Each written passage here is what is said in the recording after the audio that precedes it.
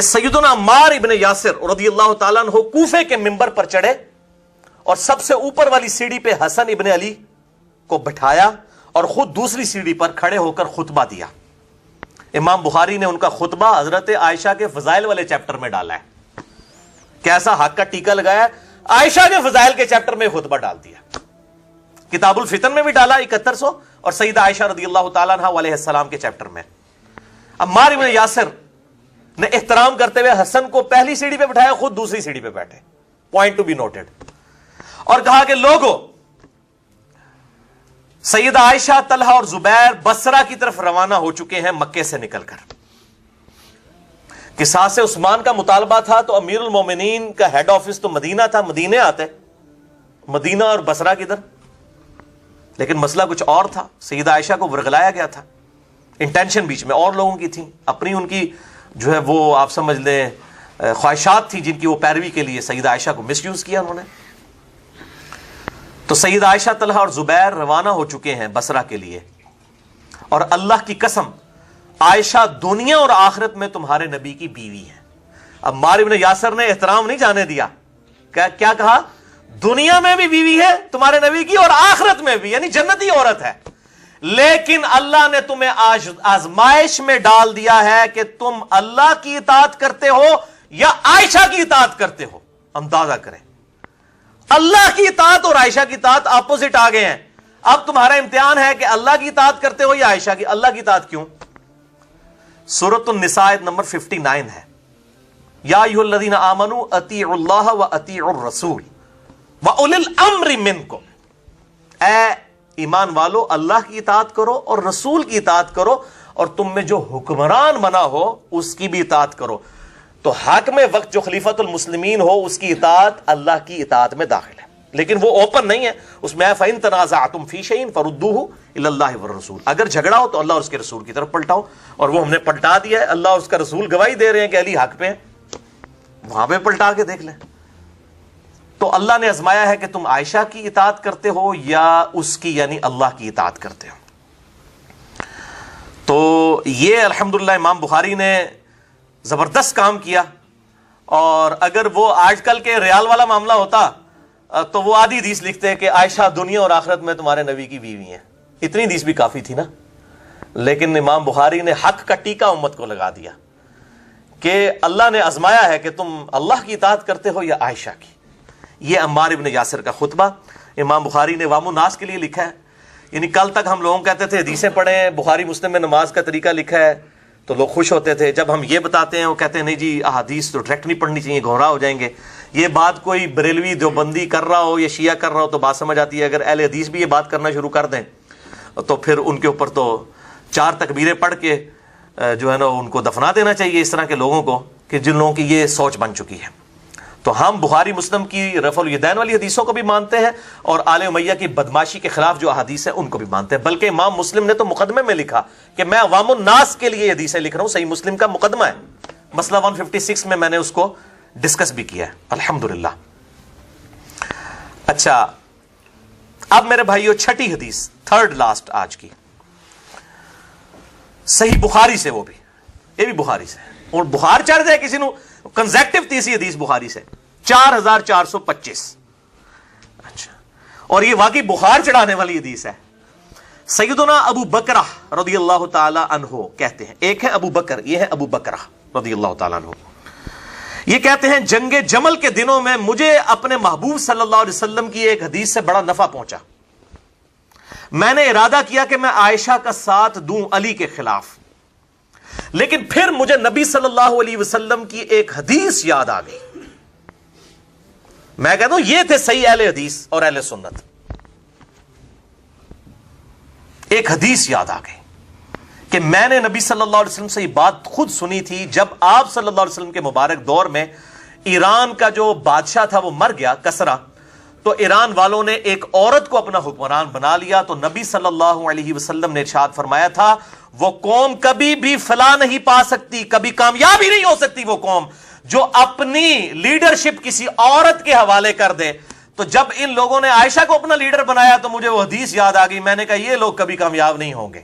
دیکھیں, اور یار وہ کوئی ایران سے کوئی چندہ کھانے والے لوگ نہیں تھے, یہ صحابی ہیں ابو بکرہ رضی اللہ تعالیٰ عنہ. ان کو چندہ نہیں آتا تھا ایران سے. آج کل کو ہوتا ہے تو کہتے نہیں چندہ لبیتا بولے. تو آپ رضی اللہ عنہ کا میں پھر عائشہ کی حمایت سے پیچھے ہٹ گیا آپ صلی اللہ علیہ وسلم کی اس حدیث کی وجہ سے. بہت بڑی بات ہے. اب میرے بھائیوں, آخری 2 احادیث کرٹیکل احادیث ہیں 7ویں اور 8ویں جنگ جمل کے ریفرنس سے, اور انشاءاللہ اسی پہ ہماری گفتگو کنکلوڈ ہوگی. اگلی دفعہ واقعہ افک کو ہم انشاءاللہ ڈسکس کریں گے. اما عائشہ رضی اللہ تعالی عنہا وعلیہ السلام پر جو جھوٹی تہمت لگائی گئی منافقین کی طرف سے, اور ان کے دفاع پہ اللہ تعالیٰ نے وہ آیات نازل فرمائی سورۃ النور کی آیت نمبر 11 سے لے کر 26 تک 16 آیات. یہ آخری 2 احادیث پرٹیکولرلی جنگ جمل میں حدیث حوب کے نام سے مشہور ہیں. حدیث حوب, ہا حلوائی والی ہے. یہ ویسے اردو میں حواب لکھا ہوتا ہے تو لوگ اسے حواب پڑھ رہے ہوتے ہیں. وہ اصل میں جو الف ہے نا, اس کے اوپر حمزہ اور اس کے اوپر پھر زبر ہے. یہ لفظ ہے حواب, حواب نہیں ہے لیکن میں حواب ہوگا, لیکن وہ الف کے اوپر زبر ہے, کھڑی زبر نہیں ہے. حواب یعنی انگلش میں اس کو میں رومن میں اگر وہ پروناؤنس کروں HOW ہاؤ اب ABB اب ہاؤ اب, تو اس لیے حوب بولا جاتا ہے اس کو. تیزی میں وہ جو حمزہ کے اوپر زبر ہے نا وہ تیزی سے بولی جاتی ہے حوب. یہ ہے حدیث حوب جو مسند امام احمد میں جلد 6 صفحہ 52 اور صفحہ 97 پر موجود ہیں. 2 طریق اس کے انٹرنیشنل نمبر کے مطابق 24,299 24299 اور 24698. اور یہ حدیث صحیح ابن حبان میں بھی موجود ہے. یہ لفظ ابن حبان ہے. ہم ویسے ابن حبان کہہ رہے ہوتے ہیں اردو میں, مولوی پھر غلطیاں کرتا ہے, میں مولویوں سے بیان کرنا. ابن حبان صحیح ابن حبان میں, اور مسند البزار میں, مجمع الزوائد میں, المستدرک للحاکم میں, اور دلائل النبوہ للبیہقی میں موجود ہے. ان ساری کتابوں کے اندر یہ 6 کی 6 کتابوں میں حدیث موجود ہے, اور 6 کے 6 ائمہ نے اس کی توثیق بھی کی ہوئی ہے کہ یہ حدیث بالکل صحیح حدیث ہے. اور یہ سارے اس کے طریق ایک جگہ پر دور حاضر میں اہل سنت میں اہل بیت کی محبت کے امام شیخ محمد ناصر الدین البانی رحمہ اللہ وعلیہ السلام المتوفى 1999 عیسوی, جو محدث اعظم سعودیہ تھے. پھر سعودیہ والوں سے بھی ہضم نہیں ہو, انہوں نے نکال دیا. لیکن دنیا میں اس وقت جہاں کہیں بھی, چاہے مدینہ یونیورسٹی ہو, چاہے وہ مکہ کی ام القری یونیورسٹی ہو, سب یونیورسٹیز کے اندر جتنے بھی اس وقت استاد ہیں سب ان کے شاگرد اور طفل مکتب ہیں ان کے سامنے. شیخ ناصر الدین البانی. اچھا ہے وہ بھی آئنسٹائن سن میرے یار, کسی مدرسے سے نہیں پڑھے ہوئے, گھڑی ساز تھے. کہتے ڈگری لے کے آؤ. بھائی ڈگری تو مولویوں کی ضرورت ہوتی ہے. شیخ البانی کے پاس بھی کوئی ڈگری نہیں تھی, گھڑی ساز تھے. ان کے والد کی گھڑیاں ٹھیک کرنے کی دکان تھی, پاس ایک لائبریری کی چابی ان کے پاس ہوتی تھی, پڑھتے رہتے تھے. اللہ تعالیٰ نے ان کو ترقی دی. اس لیے جو آج عرب کے صوفی سب سے بڑا اعتراض البانی پہ یہ کرتے ہیں کہ جی یہ نان مولوی ہے, یہ کسی مدرسے کا نہیں پڑھا ہوا. اور یہاں کہتے ہیں محدث اعظم. جناب بخاری وقت, ٹھیک ہے. اب میں نے شیخ البانی کی جو اہل بیت سے محبت کی حدیث کھولی ہے نا, ان قریب کہیں گے یہ رافضی تھا, نعوذ باللہ. تو انشاءاللہ یہ لعنت بھی ان قریب پڑ جائے گی ان کے اوپر اگر اللہ تعالیٰ نے محفوظ نہ ان کو کیا. تو شیخ ناصر البانی نے سلسلہ احادیث صحیحہ السلسلۃ الصحیحہ للبانی, مولوی ہستے میں بول رہے ہیں, انٹرنیشنل نمبر کے مطابق 474 نمبر حدیث لی ہے. حدیث حوب پہ پورا باب باندھ کے سارے طریق 10 صفحوں کے اوپر اس کے سارے طریق جمع کیے اور اس پہ ڈیٹیل بحث کی, اور وہ بھی انشاءاللہ میں ورڈ بائی ورڈ آج بتاؤں گا آپ کو. صفحہ نمبر 767 سے 776 تک کل 10 پیجز پر یہ حدیث حوب انہوں نے لی. اور دلائل النبوہ میں آپ کو یہ ساری روایتیں جنگ جمل صفین نہروان کی مل جائیں گی. 3286 احادیث امام بھیقی نے نبوت کی خبریں آپ صلی اللہ علیہ وسلم کی نبوت کی دلیل پر لی ہیں کہ آپ نے اپنی وفات کے 30 سال بعد, 50 سال بعد, ایون 500 سال بعد تک کے واقعات ٹائنیز ڈیٹیل تک بتا دیے. آپ کے نبی ہونے کی دلیل ہے. دلائل النبوہ کی یہ حدیثیں ہیں جنگ جمل نہروان اور صفین والی, جس کو کہتے ہیں بیان نہ کرو. یہ تو ہمارے نبی کی نبوت کو جسٹیفائی کرنے والی احادیث ہیں صلی اللہ علیہ وآلہ وسلم. اور دلائل النبوہ امام بھیقی کی کتاب کا بھی ترجمہ ہو چکا ہے اردو میں, وہ بھی ایٹم بم ڈگ پہ آئے نہ تھے. الحمدللہ. المستدرک للحاکم کا بھی ترجمہ بریلویوں نے کر دیا ہے, اور انٹرنیشنل نمبر کے مطابق انہوں نے اس کو غالباً 8 یا 9 جلدوں کے اندر, لیکن پی ڈی ایف نہیں اس کا آیا, البتہ اردو میں ترجمہ ہو چکا ہے. امام ذہبی کی اس میں تحکیم بھی لگی ہوئی ہے, امام حاکم کی تحکیم کے ساتھ ساتھ. تو یہ تمام 6 کتابوں کے میں نے حوالے دیے. حدیث حوض, قیس بن ابو حازم تابعی کہتے ہیں کہ جنگ جمل کے لیے جاتے ہوئے بنو عامر کے گھاٹ کے پاس جب سیدہ عائشہ نے پڑاؤ کیا, سیدنا طلحہ زبیر بھی ساتھ تھے, تو اچانک کتوں نے بھونکنا شروع کر دیا. سیدہ عائشہ نے پوچھا کہ یہ کون سی جگہ ہے؟ تو ساتھیوں نے عرض کیا کہ یہ حوض ہے. تو سیدہ عائشہ رضی اللہ تعالیٰ عنہا نے کانپنا شروع کر دیا, اور انہوں نے کہا کہ میں تو اب کبھی بھی آگے نہیں جاؤں گی, کیونکہ میں نے نبی صلی اللہ علیہ وآلہ وسلم سے یہ حدیث خود سن رکھی ہے کہ میری ایک بیوی کا کیا حال ہوگا جب کہ حوض کے کتے بھی اس پہ بھونکیں گے. حوض کا نام آپ صلی اللہ علیہ وسلم نے لیا, اور امام بیہقی نے دلائل النبوہ میں اسے نبوت کی دلیل بنایا. کہ حدیث بیان نہ کرو, کیونکہ امام بیہقی کے زمانے میں نہ سعودیہ سے چندہ آتا تھا نہ ایران سے, اس لیے انہوں نے کتاب لکھی, ورنہ یہ کتاب نہیں لکھنے دینی تھی. 3286 حدیث دلائل النبوہ پہ امام بیہقی نے, جو امام حاکم کے استاد ہیں, المتوفی 458 ہجری میں فوت ہوئے امام بیہقی. تو یہ امام بیہقی نے نقل کی. اسی کا ایک طریق جو ہے مسند البزار میں جو موجود ہے 3273, اس میں بڑے خطرناک الفاظ ہیں. نبی صلی اللہ علیہ وسلم کہتے ہیں کاش مجھے معلوم ہو جاتا کہ میری کون سی بیوی ایسی ہے کہ جو زیادہ بالوں والے اونٹ پر سوار ہوگی, ایسے اونٹ پر جس کے چہرے پہ بہت زیادہ بال ہوں گے, اور اس کے دائیں اور بائیں بہت مسلمان قتل ہوں گے. کاش مجھے معلوم ہو جاتا وہ میری کون سی بیوی ہوگی, اور وہ پھر اس جنگ سے بال بال بچے گی. یعنی نبی صلی اللہ علیہ وسلم نے یہ بھی پریڈکشن دے دی کہ عائشہ بچ جائے گی, باقی لوگ تو چلے شہید ہو گئے, یہ بچ جائے گی. تو آپ صلی اللہ علیہ وسلم کہتے ہیں مجھے پتا نہیں ہے, کاش مجھے پتا ہوتا. یعنی آپ صلی اللہ علیہ وسلم کو یہ بات نہیں, لیکن آپ دیکھیں کہ اس حدیث کو روایت عائشہ نے خود کیا رضی اللہ تعالیٰ عنہا. تو اس وقت تو سیدہ عائشہ نے سوچے نہیں ہوگا کہ میں ہوں یہ, لیکن اللہ نے ایسا معجزہ کروایا کہ حضرت عائشہ سے ہی روایت کروایا اس حدیث کو. باقی بیویوں تک یہ حدیث اس طریقے سے روایت بھی نہیں ہے, اور نبی صلی اللہ علیہ وسلم کو پتا نہیں, اللہ نے نام نہیں بتایا تھا, ورنہ آپ کہتے ہیں مجھے نام پتا ہے, اور آپ یقیناً سیدہ عائشہ کو بتا دیتے رضی اللہ تعالی عنہا وعلیہ السلام.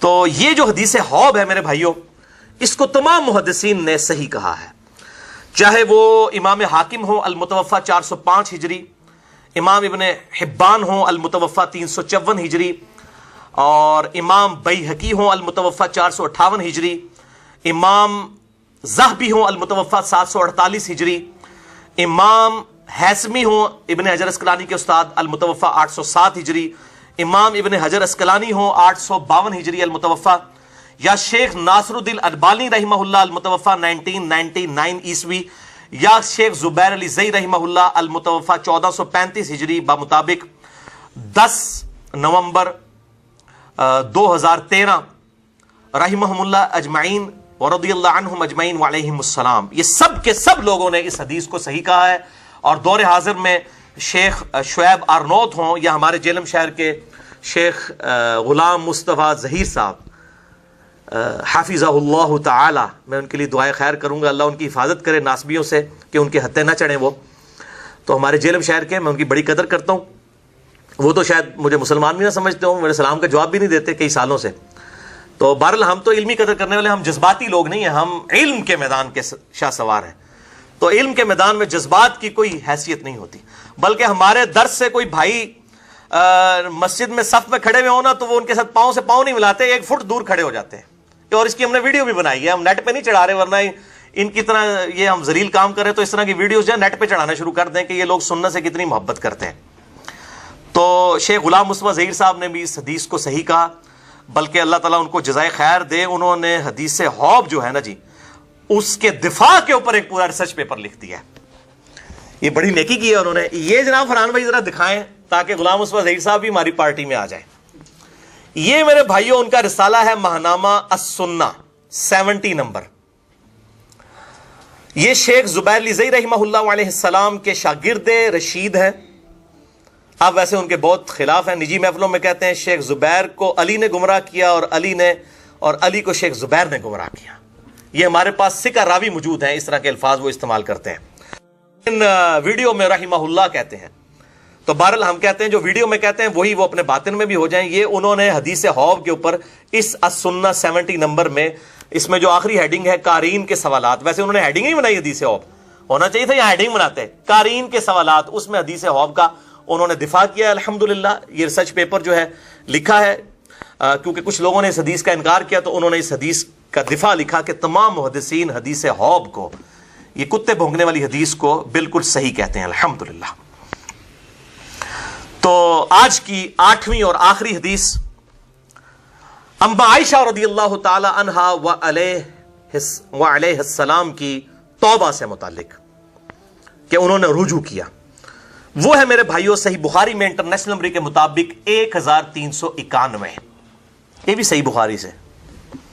اما عائشہ رضی اللہ تعالی عنہا پر جب نزا کا عالم طاری ہوا تو انہوں نے ابن زبیر اپنے بھانجے کو, جو صحابی بھی ہیں, صحابی کے بیٹے ہیں اور سیدنا ابو بکر کے نواسے ہیں, سیدہ اسما بنت ابی بکر کے بیٹے, ان کو بلا کر وصیت کی کہ مجھے رسول اللہ صلی اللہ علیہ وآلہ وسلم اور ابو بکر اور عمر کے ساتھ دفن مت کرنا, بلکہ مجھے میری سوکنوں کے ساتھ بقیع غرقد قبرستان میں دفن کرنا, جو روضہ شریف کے بالکل سامنے ہے.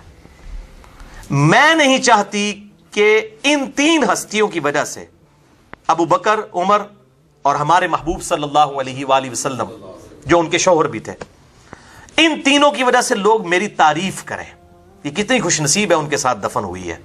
مجھے میری سوکنوں کے ساتھ دفن کرنا, باقی امہات المومنین کے ساتھ.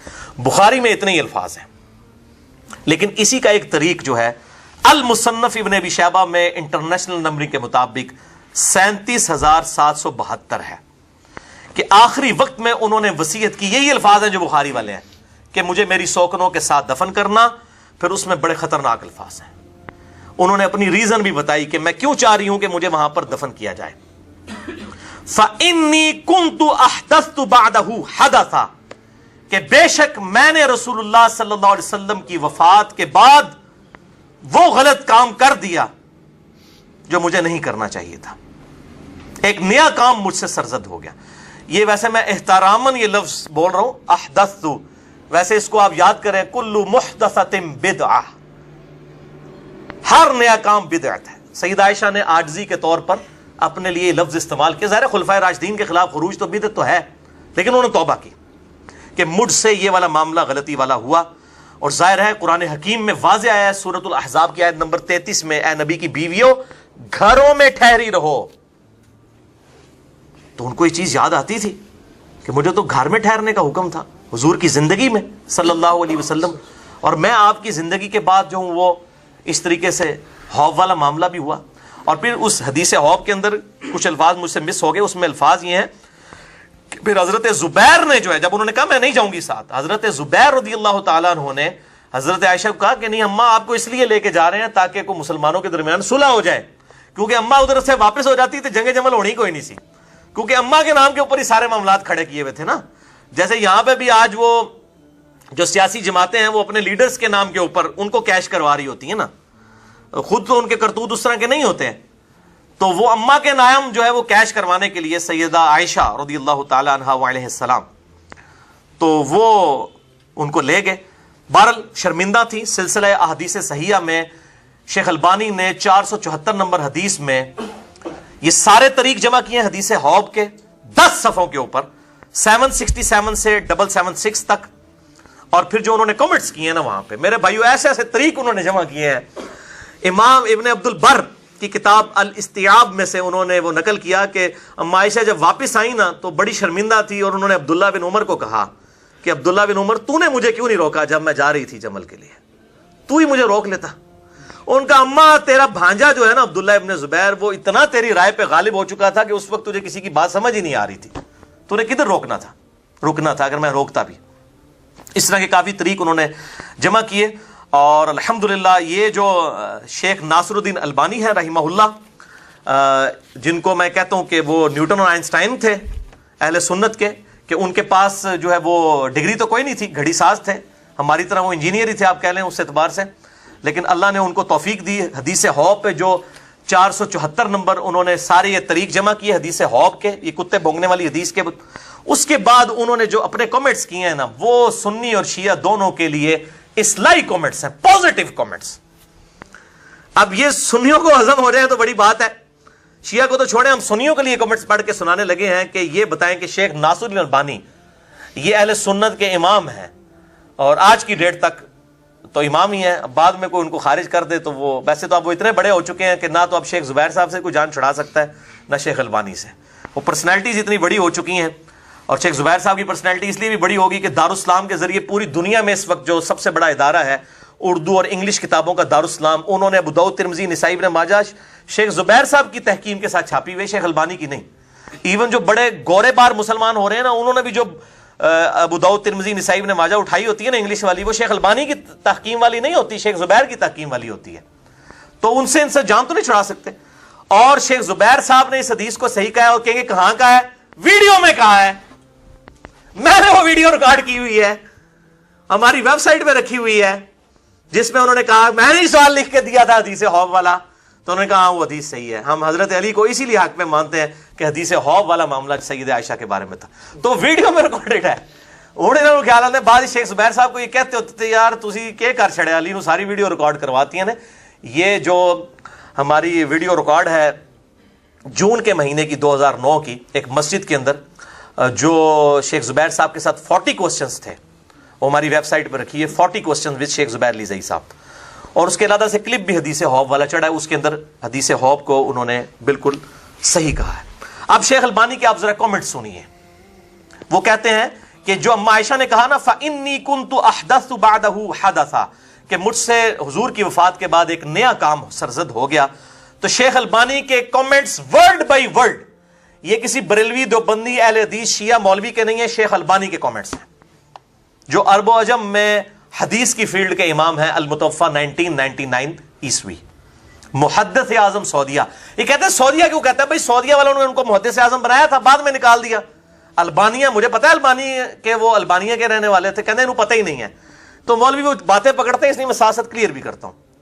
ان کے الفاظ ورڈ بائی ورڈ حدیث حوض السلسلۃ الصحیحہ للبانی 474 نمبر حدیث کے کانٹیکسٹ میں سنیے، وہ کہتے ہیں جو اما عائشہ نے کہا فَإِنِّي كُنْتُ أَحْدَثُ بَعْدَهُ حَدَثًا، تو اس نئے کام سے مراد سیدہ عائشہ کا جنگ جمل میں شرکت کرنا تھا، کیونکہ بعد میں آپ رضی اللہ تعالیٰ عنہ اپنے اس سفر پر بہت ہی شرمندہ تھیں اور اپنے اس عمل سے توبہ بھی کی، البتہ انہوں نے یہ کام نیک نیتی سے کیا تھا، جیسا کہ سیدنا طلحہ اور زبیر نے کیا۔ سیدنا طلحہ بھی پھر جنگ چھوڑ گئے، المستدرک الحاکم میں آتا ہے کہ پھر مروان نے خود ہی جو ان کو ساتھ لایا تھا تیر مار کے ان کو شہید کر دیا۔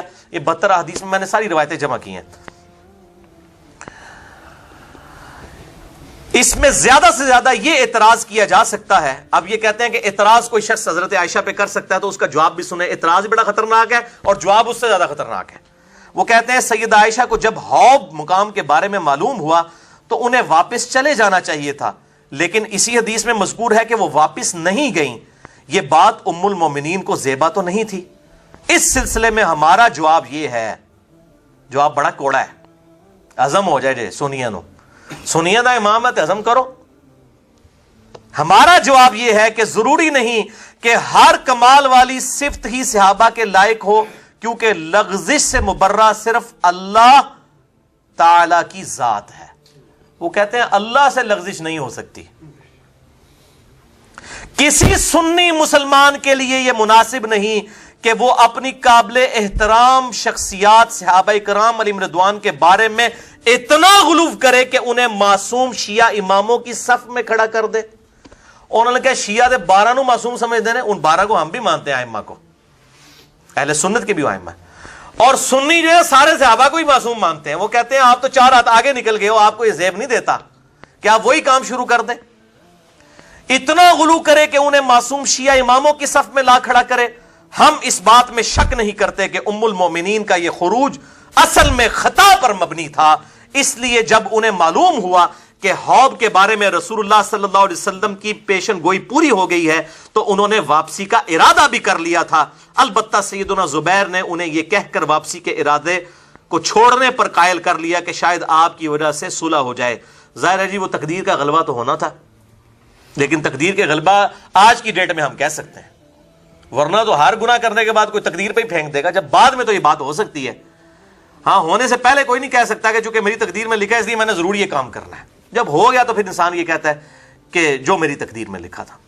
غلطی تو غلطی رہے گی، وہ تو حضرت آدم کی غلطی بھی غلطی ہے، بعد میں انہوں نے توبہ کی، لیکن اللہ نے 7 دفعہ ان کی غلطی کا ذکر کیا اور سورۃ الاعراف میں فرمایا اس لیے ذکر کیا تاکہ اے اولاد آدم تم بچ جاؤ. تو آج بھی اگر خلافت راشدہ کو دوبارہ بحال کرنا ہے، امام محمد مہدی علیہ السلام کی خلافت کو لبیک کہنا ہے امت نے، تو یہ ساری باتیں پتہ ہونا ضروری ہے. مسئلہ نمبر 127 بھی میرا امام محمد مہدی کے اوپر ریکارڈڈ موجود ہے. امام محمد مہدی علیہ السلام کی خلافت پوری دنیا کے مسلمانوں کے لیے ہوگی اور سنی اور شیعہ کا اجماع ہوگا. یہ اس کا ٹاپک ہے، جسے شوق ہو تو وہ دیکھے. شیخ البانی لکھتے ہیں کہ واپسی کا ارادہ سیدنا زبیر کی وجہ سے ترک کیا. اس میں بھی شک نہیں کہ سیدنا زبیر بھی اپنی اس اجتہاد میں خطا پر تھے. عقل بھی اس بات کا فیصلہ کرتی ہے کہ دونوں گروہوں میں کسی ایک کو ضرور خطا پر ماننا پڑے گا. ایک کہتے ہیں دو ہی ٹھیک نے، دیکھو اور جس طرح وہ کہتے ہیں نا چاروں امام صحیح ہیں. ایک کہنا ہے جی فاتحہ پڑھو اس تو بغیر نماز نہیں ہوتی، دوسرا کہنا ہے کہ جی اگر جو فاتحہ پڑھے اس کے منہ میں انگارہ رکھ دو، پھر کہتے ہیں دو ہی ٹھیک نے. تو یہاں بھی کیسے سارے ٹھیک ہو سکتے ہیں؟ شیخ البانی بھی کہہ رہے ہیں کہ ایک کو تو عقل کا تقاضا ہے، عقل جی ماری جائے نا وہ اللہ گل ہے، اور یہاں تو حدیثیں بھی موجود ہے، کہتے ہیں عقل کا تقاضا ہے، ایک کو تو غلط ماننا پڑے گا. ان دو گروہوں میں سے ضرور کسی کو ایک کو خطا پہ ماننا پڑے گا کہ جن کے مابین سینکڑوں لوگوں کا خون ہو گیا. وہ کہتے ہیں اتنے مسلمان قتل ہو گئے ہیں، ہن بھی تسی کو دو ہی ٹھیک نے، کسی ایک کی تو غلطی تھی نا. اور بلا شبہ سیدہ عائشہ کا اجتہاد ہی اس معاملے میں خطا پر مبنی تھا. شیخ البانی یہ مفتی اعظم محدث اعظم سعودیہ ہیں، محدث اعظم ایران نہیں ہے شیخ البانی. اس کے بعد بہت سے اسباب اور واضح دلائل موجود ہیں. ایک دلیل تو ان کا اپنے خروج پر خود نادم ہونا ہے. وہ کہتے ہیں دلائل بہت ہیں کہ سیدہ عائشہ غلط تھی. ایک تو ان کا خود غلطی کو ماننا، ان کے فضل و کمال کو یہی بات مناسب تھی کہ وہ اپنی غلطی پر شرمندہ ہو جاتی. اس سے معلوم ہوا کہ سیدہ عائشہ کی اجتہادی خطا ہے اور ان خطاؤں میں سے ہے جو نہ صرف معاف کر دی جائیں گی بلکہ اللہ تعالیٰ ان پر اجر بھی عطا فرما دے گا کہ اگر انہوں نے نیک نیتی کے ساتھ کیا تھا تو اللہ تعالیٰ ان کو اس معاملے میں اجر عطا فرمائے گا. اب یہ شیخ البانی کا اپنا اجتہاد ہے، حالانکہ یہ جو اجتہادی خطا کے اوپر جو اجر والی حدیث ہے وہ حاکم کے بارے میں ہے. بخاری اور مسلم میں حدیث ہے کہ اگر کوئی حاکم اپنے اجتہاد سے صحیح فیصلہ کرے تو اس کو ڈبل اجر ملے گا، اور اگر اپنے اجتہاد سے غلط فیصلہ کرے تو ایک اجر.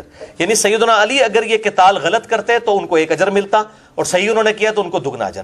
جو باقی مخالفین ہیں نا ان کے بارے میں نہیں، اس میں واضح الفاظ ہے حاکم، اور حاکم اس وقت سیدنا علی ہی تھے. ان کو انہی اصحاب نے امیر المومنین چنا تھا جنہوں نے ابو بکر، عمر اور عثمان رضی اللہ عنہم اجمعین علیہم السلام کو چنا تھا. لہذا یہ بات جو ہے وہ شیخ البانی کا اپنا اجتہاد ہے. لہذا میں نے وہ اس حدیث کے معاملے میں شیخ البانی سے جو اختلاف رائے تھا وہ میں نے ریکارڈ کروا دیا الحمدللہ. بہرحال کوئی اگر کہنا چاہتا ہے ضرور کہے، کیونکہ سیدنا علی نے بھی پھر اماں عائشہ کو معاف کر دیا اور بڑے احترام کے ساتھ سیدنا علی کی وجہ سے ان کی جان خلاصی ہوئی، ان کو عزت کے ساتھ واپس مکہ شریف رخصت کیا. پھر میرے بھائیوں پوری زندگی سیدہ عائشہ نے کبھی قصاص عثمان کی بات نہیں کی. ہم یہ پوچھتے ہیں قصاص عثمان کا جو بہانہ بنایا گیا تھا حکومت چھیننے کے لیے تو اور سیدہ عائشہ کو مس یوز کیا گیا آل امیہ کی طرف سے، یہ ابن سبا نہیں تھا، یہ آل امیہ تھی اصل میں. ان کو چھپانے کے لیے ابن سبا کا ڈھونگ رچایا. ابن سبا تو بعد میں آیا سیدنا علی کے دور کے اندر، اس کو سیدنا علی نے خود قتل کروایا، جو سیدنا علی کے لیے خدا کا عقیدہ، الوہیت کا عقیدہ رکھتا تھا، جس کی آج باقیات جو ہیں وہ باقیات السیئات جو ہیں وہ نصیریہ فرقہ ہے شام کے اندر. تو پوری زندگی پھر سیدنا عثمان کے قصاص کی بات سیدہ عائشہ نے نہیں کی ہے. تو قصاص کدھر گیا؟ یعنی اس کے بعد بھی سیدہ عائشہ تقریباً 21 سال تک زندہ رہی ہیں جنگ جمل کے بعد. تو کوئی روایت لے کے آئے بعد میں حضرت علی کو انہوں نے خط لکھے ہوں، کوئی حضرت معاویہ کو خط لکھے ہوں کہ بھی عثمان کے قاتلین سے بدلہ لو. ان کو پتہ چل گیا تھا یہ معاملہ کیا ہوا تھا. پوری زندگی انہوں نے بات نہیں کی. تو یہ ساری آل امیہ کی سازش تھی اور آپ صلی اللہ علیہ وسلم نے اس کے بارے میں فرمایا. مسند ابی یعلا میں صحیح سند کے ساتھ 6461 نمبر حدیث ہے کہ آپ صلی اللہ علیہ وسلم نے اپنی وفات سے چند دن پہلے ایک خواب دیکھا، اور اس حدیث کے راوی ابو ہریرہ ہے. اور یہ میں اہل تشیع کو بھی کہتا ہوں کہ یہ حضرت ابو ہریرہ سے اتنا بغض رکھتے ہیں، اور میں یہ چیلنج کرتا ہوں کہ آل امیہ کی بدماشیوں کے خلاف اور اہل بیت کی محبت کے حق میں جتنی کریٹیکل احادیث ہیں وہ سیدنا ابو ہریرہ رضی اللہ تعالیٰ عنہ علیہ السلام سے ہیں ہماری اہل سنت کی کتابوں میں، اور اکثر میں وہ اکیلے ہیں حدیثوں کو روایت کرنے والے. اس حدیث میں بھی دیکھیں حضرت ابو ہریرہ رضی اللہ تعالیٰ عنہ روایت کر رہے ہیں، مسند ابی یعلا 6461. وہ کہتے ہیں نبی صلی اللہ علیہ وسلم نے اپنی وفات سے چند دن پہلے ایک خواب دیکھا، اور آپ صلی اللہ علیہ وسلم غصے کی حالت میں اٹھ کر باہر آئے، اور آپ صلی اللہ علیہ وسلم نے فرمایا کہ آج میں نے آل مروان بنو امیہ، آل امیہ کے بندروں کو اپنے ممبر پر اچھلتے کودتے ہوئے دیکھا ہے. یعنی میرے بعد یہ میرے اس ممبر کے اوپر چڑھ جائیں گے. اس وقت حاکم وقت جو ہے ممبر پہ خود خطبہ دیتا تھا نا. اور حضرت ابو ہریرہ کہتے ہیں اس کے بعد نبی صلی اللہ علیہ وسلم جتنے دن زندہ رہے آپ کو کسی نے مسکراتے ہوئے نہیں دیکھا. یعنی آپ کو پتہ چل گیا تھا کہ میری امت کا بیڑا غرق ان لوگوں نے کرنا ہے. اور کتنی احادیث میں نے صحیح مسلم سے نقل کی ہیں کہ آل امیہ کے بارے میں نبی صلی اللہ علیہ وسلم فرمایا تھا کہ یہ میری امت کا یہ قبیلہ میری امت کو تباہ و برباد کر دے گا. اور کتنی احادیث موجود ہیں. یہ نوجوان لڑکے صحیح بخاری میں حدیث ہے. تو یہ ایک الگ سے ٹاپک ہے. یہ 72 احادیث والا پمفلٹ ضرور پڑھیں، اس میں نے یہ ساری کی ساری باتیں جمع کر دی ہیں. اما عائشہ رضی اللہ تعالیٰ عنہ بھی پوری زندگی پھر سیدنا مولا علی رضی اللہ تعالیٰ عنہ علیہ السلام کا احترام کرتی تھی، اور اس کے ثبوت میں ایک حدیث ضرور آخر میں پیش کروں گا. میرے ایمان کا تقاضا ہے. صحیح مسلم میں 3 طرق اس کے موجود، نیشنل نمبرنگ کے مطابق 639 سے لے کر 641 تک موضوع پر مسح کرنے کی مدت والے چیپٹر میں صحیح مسلم میں، کتاب الطہارہ چیپٹر میں، کہ اما عائشہ رضی اللہ تعالی عنہا سے کس شخص نے آ کر پوچھا، اور اس تابعی کا نام ہے شریح بن ہانی. یہ ویسے ہم اردو میں شریح پڑھتے ہیں، کبھی ہم بھی پڑھ دیتے تھے، یہ لفظ ہے شریح. شریح بن ہانی نے پوچھا کہ اما جان یہ بتائیے کہ موضوع پر مسح کی مدت کتنی ہے؟ جب ایک دفعہ وضو کر کے کوئی موزے پہن لے تو کتنی نمازوں تک مسح کر سکتا ہے بغیر موزے اتارے ہوئے؟ تو اما عائشہ رضی اللہ تعالیٰ عنہ نے فرمایا کہ تم علی ابن ابی طالب کے پاس چلے جاؤ، وہ بڑے عالم ہیں. کون کہہ رہا ہے؟ ہزاروں صحابہ کی استاد اما عائشہ کہہ رہی ہیں کہ مجھ سے بھی بڑا عالم جو ہے وہ علی ہے. یہ کہتے ہیں جی وہ ترمذی کی جو حدیث ہے نا کہ میں علم کا شہر ہوں، علی اس کا دروازہ ہے، یہ ضعیف ہے. ہم بھی کہتے ہیں ضعیف ہے، اور باقی لوگوں نے پھر جوڑ لیے خود سے، ابو بکر دیواریں ہے، فلاں چھت ہے. وہ تو بالکل ہی کوڑ کباڑ ہے نا. وہ کسی سنی نے بیٹھ کے کڑیا اور تھلے لکھا ہوتا ہے بخاری شریف. بھائی حدیث صرف اتنی ہے اور ترمذی میں ہے کہ میں علم کا شہر ہوں، علی اس کا دروازہ ہے، لیکن روایت ضعیف ہے. اس سے بڑی حدیث صحیح مسلم میں ہے 639 سے 641 تک 3 طریق. اما عائشہ کہہ رہی ہیں کہ مجھ سے بڑا عالم علی ہے رضی اللہ تعالیٰ عنہ علیہ السلام. اب اما عائشہ کی ڈگری ہے جو ہزاروں صحابہ کی استاد ہیں.